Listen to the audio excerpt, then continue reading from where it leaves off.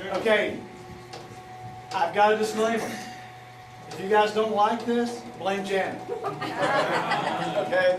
This was not my idea. No, Janet heard I do some comedy stuff, and I love doing it. I have fun doing it, and people call me the Cooleeme Clown because I do live in Cooleeme, and I tell my friends, if you're ever lost, you're probably in Cooleeme, look me up, because it is a nowhere little town. I mean, I'm easy to find. There's only 5 of us in the phone book. I don't mean 5 needs, I mean 5 people. It's a postcard. We send it out every year. Keep it right beside the phone, makes it convenient. But no, it's easy to find. All you have to do is turn left at the liquor store, which is in the same building as the mayor's office. I do not think that's a coincidence. But it used to be the same place for the police station, but it was hurting the liquor sales. So they had to move the police station. It is right across the road from the elementary school, though, which makes it convenient for the 5th grade teachers. They're over there every break. They had to stop that, you know. So, but I do love doing this stuff. But some people tell me I'm getting too old to do this. I am getting older. I just hit 50 last year, so I'm getting older. But, you know, looking around the room, I don't feel too bad, because this could be like a casting call for Grumpy Old Men 3. But at least we're alive. We're on this side. We're on this side of the grave. At least we're not Walking Dead, too. Somebody mentioned Walking Dead earlier. I already mentioned Walking Dead. Got me thinking about it. Any Walking Dead fans in here? Yeah, we got a few. What did y'all think about Beth, though? Oh, shocker. Yeah, it was a shocker. For those of you who don't know, you got to go watch The Walking Dead. But you know what I found out who was a big Walking Dead fan? The Rolling Stones.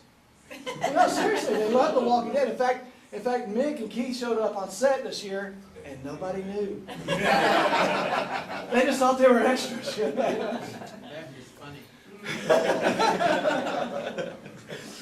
But I was thinking about The Walking Dead, and I was thinking about some of the jokes I could tell today. And I thought, you know, I don't get a chance to do a lot of high-tech jokes, because when I go to these crowds, I can't tailor, you know, I don't know who the crowds are, I don't know who they are, so I thought, I got to bring in some engineering jokes. So I brought in some engineering jokes just for today. The optimist looks at the glass as half full. The pessimist says it's half empty. The engineer says the glass is twice as big as it should be. A priest, a doctor, and an engineer are playing golf one day. Don't get ahead. And the group in front of them is going really slow, so they call for the golf ranger, and he comes over and says, "Hey guys, what's going on? The group in front of us is going really slow." Well, the golf ranger looks at him and says, "Well, you know, that's a group of firemen that saved our clubhouse last year from burning down. But in the fire, they were injured and they're blind now." And the priest says, "Oh my gosh, I'll stop and say a prayer for them." And the doctor says, "Well, I've got a friend who's an ophthalmologist. I'll call him and see if he can help them." Well, the engineer says, "Well, can't they play at night?"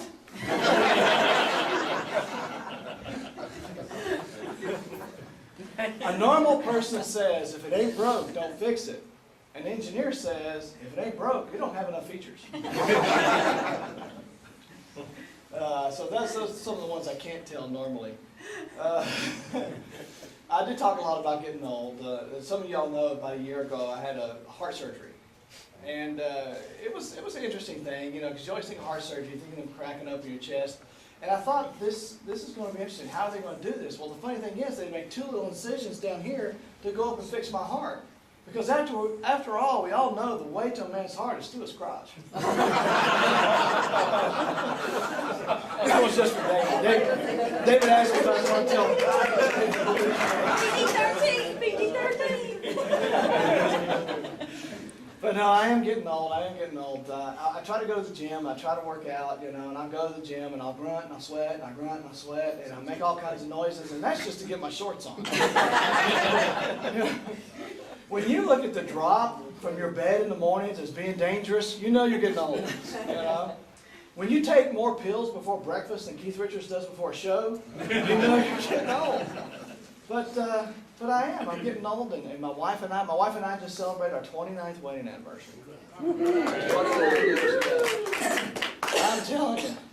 And it's, you try to keep the spark alive, you know. So I'm standing in line at the checkout counter today, and you've seen these magazines. And I'm standing in line at the checkout counter, and I look over and it says, 50 ways to drive her crazy. I started thinking, I can only come up with 4. So I started thinking, I gotta expand my repertoire, you know. So I started thinking, what can I do? What can I do to make things better? And somebody said, well, you gotta talk more in the bedroom. You gotta communicate more. I said, but we do communicate. I say please, and she says no. And you know, I take her to Victoria's Secrets, and true story, I was in Victoria's Secrets the other day, and there was this couple in there, and I swear if they were a day, they were 70, 75 years old in Victoria's Secrets walking around. And there's some guys walking around, and he's looking at some things, and he picks up this little thing, I swear it wasn't more than a Band-Aid and a couple strings, and he holds it up to his wife. He holds it up to his wife, and he's giving her one of these. Huh? Huh? And she's like, Harold, you know I couldn't keep that thing on more than 5 seconds. He said, that's the plan, baby.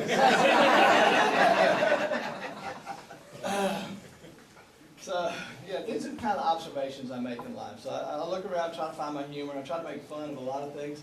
Another true story I'll give you real quick is high-tech world we live in. You know, everybody's got cell phones, and everybody's calling everybody. But I've got one friend that I call all the time, always leave him a voicemail, and he never calls me back. Has anybody got a friend like this that just never returns your call? I am that friend. You are that friend? This joke's for you. But true story, I call him, I'd leave him all kinds of messages, and he would never call me back. So one day, I don't know why, but as I'm getting ready to leave him a message, this scene from Back to the Future comes to my mind. And you know the scene where Michael J. Fox, he's up on the stage, he's jamming, and the guys in the back are supposed to be talking to his cousin Chuck Berry. He says, Marvin, this is your cousin. Okay, that came to mind. I don't know why. So as soon as his voicemail kicked in, I went, Marvin, where you at, man? I ain't seen you in a long time. Call me back. This is Leon. I hung up. He did not call me back. I thought he'd find it funny, you know, call me back, laugh, you know. For a month, I called him, and every time I called him, I left him a message. Marvin, where you at, man? Are you dead? Call me back. This is Leon. Marvin, where you at? Did the popo get you? Call me back. And I just kept leaving message after message. Well, I ran into him one day. I was having lunch. He walks in the restaurant. I'm sitting there eating. Hey, man, how you doing? We sit down, we talk. We're laughing, we're catching up, talking about the kids and stuff. And as we get done and he gets up and gets ready to leave, he says, oh, before I go, let me give you my new cell number. So I'm like thinking, dear God, please don't let me talk to me. Please don't. He said, yeah, some weirdo named Leon kept calling me. That is too funny. But yeah, I tell you what, it's fun doing this stuff, and my family, they just cringe every time they say I'm going to do a show, because they say, oh, you're going to talk about me, aren't you? You're going to talk about me? And I try to talk about them as much as I can, but you know, there's funny stories in life. You can't help it. I'll give you an example of one. My son calls me from college one day, and he says, Dad, I've had an accident. I'm like, oh my gosh, accident, you're okay? Yeah, I'm okay. Is anybody with you? Yeah, people were with me. Are they okay? Yeah, they're okay. I said, well, the person you hit, are they okay? Well, I didn't hit a person. Well, I'm like, okay. Did you hit a deer or something? Because, you know, up in the mountains of North Carolina, it's pretty common. No, I didn't hit a deer. Son, what did you hit? He said, Dad, I hit a light pole. So I paused for a moment and I said, well, son, did the light pole just jump in front of you? I don't understand. But then my oldest daughter, called me one time from college, and she said, Dad, she was getting ready to graduate college. She said, Dad, I've got an interview. And this was her first interview as she was getting ready to graduate college. And I'm thinking, yes, get her out of college, get her on her own, you know, off my tab, you know. How can I help you, honey? How can I help you make this the best interview possible? I said, well, first tell me who your interview is with, so I'll know what you should do. She said, Dad, it's with Disney World. I thought, Disney World? I said, Danielle, you go to school for 4 years, you got an international business degree, and you're going to run off to Disney World, and you're going to play Snow White? And she said, no, Dad, I'm going to be Cinderella.